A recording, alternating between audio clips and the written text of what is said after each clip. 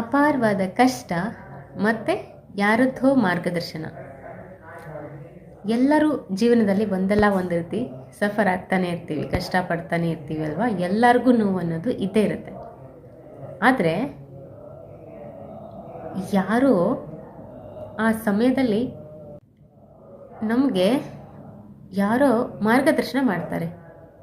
ಎಲ್ಲೋ ಹೇಗೋ ನಮ್ಮ ಎದುರುಗಡೆ ಬಂದು ಮಾರ್ಗದರ್ಶನ ಮಾಡ್ತಾರೆ.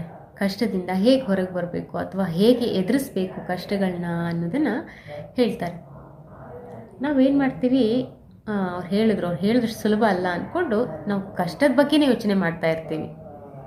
ಆದರೆ ಇಲ್ಲಿ ನಾವು ತಿಳ್ಕೊಬೇಕಾಗಿರೋ ವಿಷಯ ಏನು ಅಂದರೆ, ನಾವು ಪ್ರತಿ ಕ್ಷಣ ಕಷ್ಟನ ಅನುಭವಿಸ್ತಿದ್ದೀವಿ ಅಂತ ಕಷ್ಟದ ಬಗ್ಗೆ ಯೋಚನೆ ಮಾಡ್ತಾ ಇದ್ರೆ ಕಷ್ಟದೊಳಗಡೆ ಇರ್ತೀವಿ.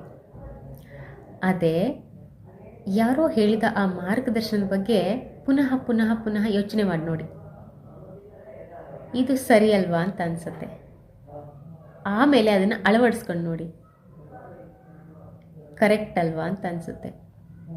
ಅಂದರೆ ನಾವು ತುಂಬ ಕಷ್ಟದಲ್ಲಿದ್ದೀವಿ ಅಂದರೆ ದೇವರಿಗೆ ಕರುಣೆ ಜಾಸ್ತಿ. ಯಾವುದೋ ರೂಪದಲ್ಲಿ ಬರ್ತಾನೆ, ಮಾರ್ಗದರ್ಶನ ಮಾಡ್ತಾನೆ. ಅದನ್ನು ನಾವು ನೋಡೋದು, ಅರ್ಥ ಮಾಡ್ಕೊಳ್ಳೋದು ಮತ್ತು ಅದನ್ನು ನಮ್ಮ ಬದುಕಲ್ಲಿ ಅಳವಡಿಸ್ಕೊಳ್ಳೋದು ತುಂಬ ಮುಖ್ಯ ಆಗುತ್ತೆ. ಅದೃಷ್ಟ ಮಾಡಿದರೆ ಮಾತ್ರ ಮಾರ್ಗದರ್ಶನ ಮಾಡಲಿಕ್ಕೆ ಯಾರೋ ನಮ್ಮ ಬದುಕಿಗೆ ಯಾವುದೋ ರೂಪದಲ್ಲಿ ಬರಲಿಕ್ಕೆ ಸಾಧ್ಯ. ಇಲ್ಲಾಂದರೆ ಖಂಡಿತ ಕಷ್ಟನ ಅನುಭವಿಸ್ತಾನೆ ಇರಬೇಕಾಗತ್ತೆ. ನಿಜವಾಗ್ಲೂ ಎಲ್ಲೋ ಪುಣ್ಯ ಮಾಡಿದ್ದೀವಿ ಅಂದರೆ ಮಾತ್ರ ಯಾರೋ ನಮ್ಮ ಬದುಕಲ್ಲಿ ಮಾರ್ಗದರ್ಶನ ಮಾಡಲಿಕ್ಕೆ ಯಾವುದೋ ರೂಪದಲ್ಲಿ ಬರ್ತಾರೆ. ಅದನ್ನು ನೋಡಿ ಅರ್ಥ ಮಾಡಿಕೊಂಡು ನಾವು ಅಳವಡಿಸ್ಕೊಂಡಾಗ ಆ ಕಷ್ಟದಿಂದ ಹೊರಗೆ ಬರಲಿಕ್ಕೆ ಆಗದೇ ಇದ್ದರೂ ಎದುರಿಸುವ ಶಕ್ತಿ ನಮಗೆ ಸಿಗತ್ತೆ.